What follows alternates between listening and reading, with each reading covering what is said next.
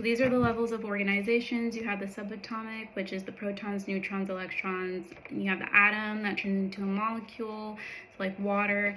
Then that turns into a macromolecule. That will turn into an organelle. Then that will turn into a cell, and then that will turn into a tissue. The tissue will turn into an organ, so like the pancreas, and then the pancreas will turn into an organ system, and then the organ system will turn into an organism. So for homeostasis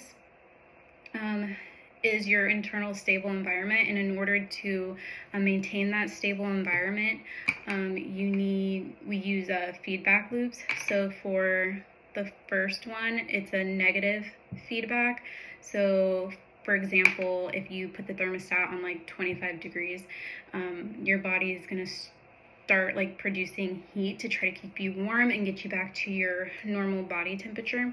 And then if you get really hot, you're going to start sweating. Your body's going to try to cool you down and get you back to your normal body temperature. So basically, if something is too much, it's going to try to bring it back to normal, and if something's too low, it's going to try to bring it back to normal.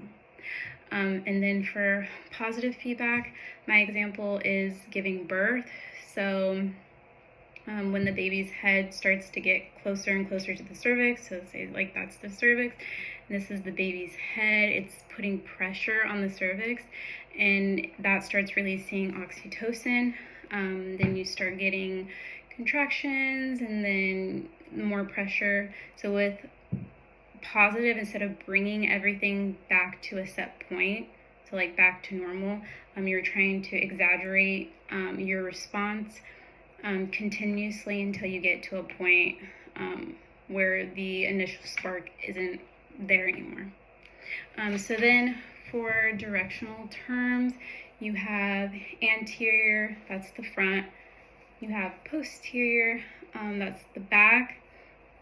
And then you have medial, and that's middle, close to the midline. Then you have superior, that's a part above another part. So the shoulder is superior to the knee. The shoulder is above the knee. And then you have inferior, which is a part below another part. So the foot is inferior to the hand. The foot is below the hand. Then you have lateral, that's towards the side. So if you put your hand out like this, I'll use this hand. You put your hand out like this, the thumb is lateral to your pinky. And then distal, a part farther from the trunk. So the foot is distal to the knee.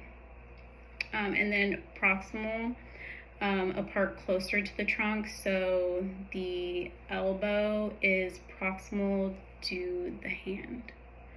And then you have superficial, which is near the surface, so it's like close to the skin. And then you have deep, which is more deeper. It's like in the body, and it's farther from the skin.